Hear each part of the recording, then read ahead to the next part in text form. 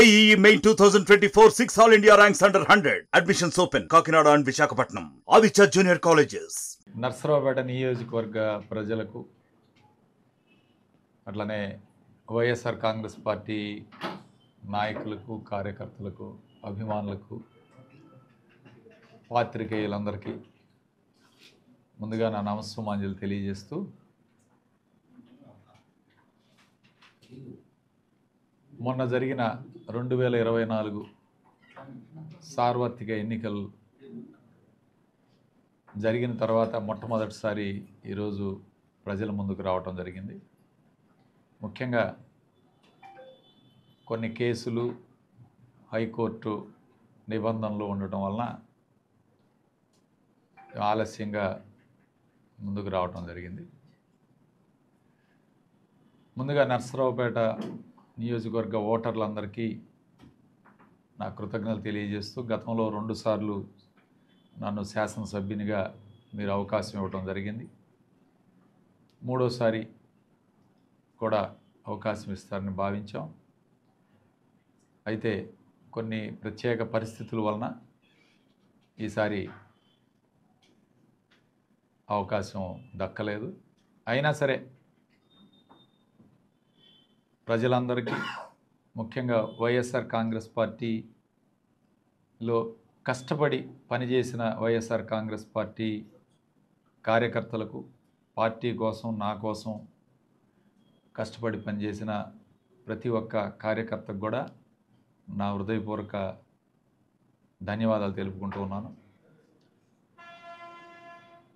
ఎన్నో అడ్డంకులు ఎదుర్కొని ఎన్నో కష్టాలు కూడా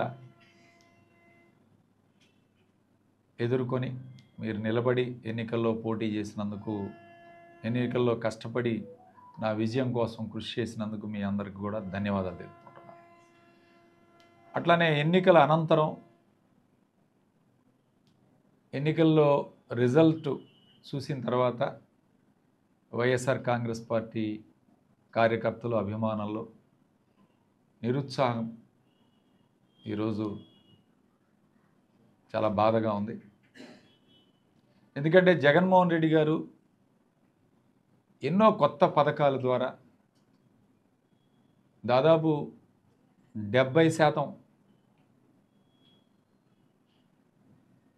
ప్రజలకు, కుటుంబాలకు న్యాయం చేసే కార్యక్రమం గతంలో ఎన్నడూ చూడని పథకాలు తేవటంలో కానీ, అట్లానే విద్య, వైద్యం మీద ప్రత్యేక దృష్టి పెట్టడం వలన కానీ అందరం కూడా భావించాం వైఎస్ఆర్ కాంగ్రెస్ పార్టీ తిరిగి అధికారంలోకి వస్తుంది, జగన్మోహన్ రెడ్డి గారు తిరిగి ముఖ్యమంత్రి అవుతారని అందరం కూడా భావించాం. వస్తుంది జగన్మోహన్ రెడ్డి గారు తిరిగి ముఖ్యమంత్రి అవుతారని అందరం కూడా భావించాం. అయితే ప్రజలు దీనికి భిన్నమైన తీర్పు ఇవ్వడం జరిగింది. ప్రజా తీర్పుని గౌరవిస్తాం, స్వాగతిస్తున్నాం. ఖచ్చితంగా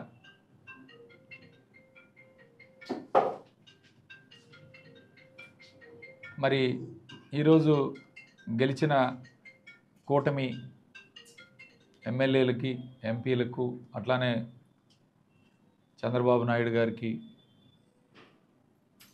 పవన్ కళ్యాణ్ గారికి, నరేంద్ర మోడీ గారికి కూడా నా హృదయపూర్వక అభినందనలు తెలియజేస్తున్నాను. అట్లానే ఈరోజు ఈ యొక్క రిజల్ట్స్ వచ్చిన తర్వాత వైఎస్ఆర్ కాంగ్రెస్ పార్టీ కార్యకర్తలు ఎవరు కూడా అధైర్యపడద్దు, నిరుత్సాహపడద్దు.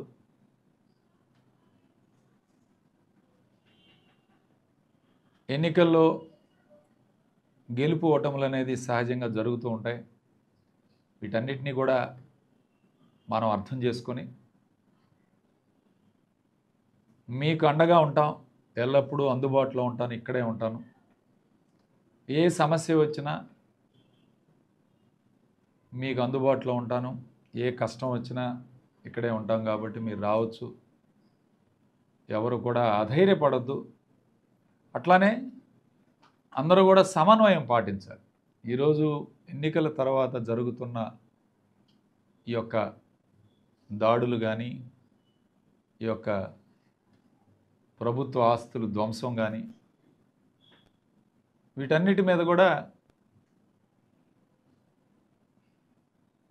ఎస్పీ గారికి కూడా రిప్రజెంటేషన్ ఇవ్వడం జరిగింది. ఎస్పీ గారిని కూడా కలవడం జరిగింది నిన్న. అట్లానే ఎవరైనా సరే గెలుపు ఓటములు సహజంగా ఉంటాయి. దాన్ని అర్థం చేసుకొని ఎలాంటి దాడులకి పాల్పడకుండా అందరూ సమన్వయంతో అభివృద్ధి లక్ష్యంగా, ఇక ఎన్నికలు అయిపోయినాయి, రాజకీయాలు కాకుండా అభివృద్ధి పదంలో ముందుకు వెళ్ళాలి, నర్సరావుపేట నియోజకవర్గాన్ని అభివృద్ధి చేయడంలో ముందుకు వెళ్ళాలని అరవింద్ బాబు గారిని కూడా నేను కోరుతూ ఉన్నాను. ఈ సందర్భంగా దృష్టి పెట్టి నిధులు తీసుకొచ్చి నియోజకవర్గాన్ని అభివృద్ధి చేయాలి అని చెప్పి నేను మీడియా ద్వారా కోరుతూ ఉన్నాను.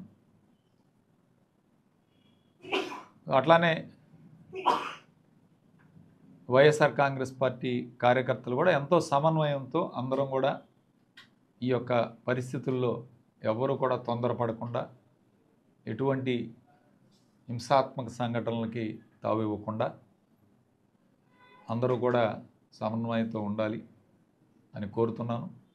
అట్లానే తెలుగుదేశం పార్టీ వాళ్ళు కానీ, జనసేన పార్టీ వాళ్ళకి కానీ, బీజేపీ పార్టీ వాళ్ళు కోరుతూ ఉన్నాను.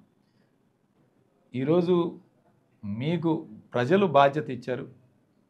ఇలాంటి పరిస్థితుల్లో ఇలాంటి దాడులు చేయకుండా, దాడులకి తావివ్వకుండా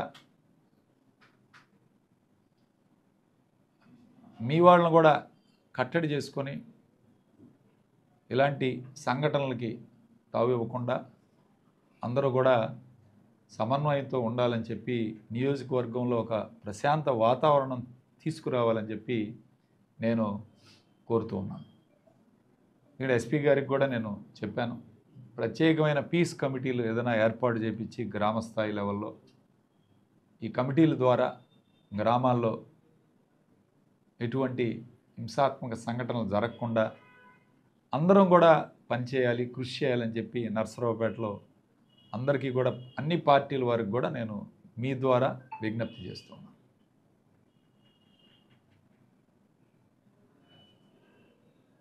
అట్లానే ఎన్నికల్లో మీరందరూ కూడా, పాత్రికేయులందరూ కూడా ఎంతో సహకారంతో, మీ అందరి సహకారంతో ఈ యొక్క ప్రచార కార్యక్రమంలో కానీ, ప్రజలతో మమేకం అవటం కానీ ఇవన్నీ కూడా చేసాం.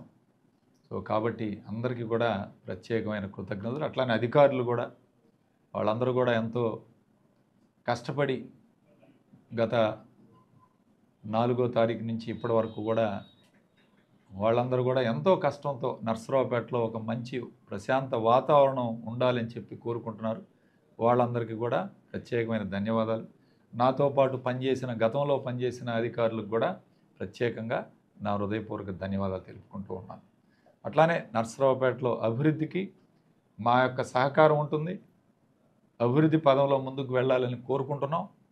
అట్లానే గ్రామాల్లో కూడా ఒక ప్రశాంత వాతావరణం ఉండాలి అని చెప్పి ప్రత్యేకంగా కోరుకుంటూ, మా యొక్క నాయకులకి, కార్యకర్తలకి ఎప్పుడు కూడా అండగా ఉంటానని తెలియజేస్తూ సెలవు తీసుకుంటాం.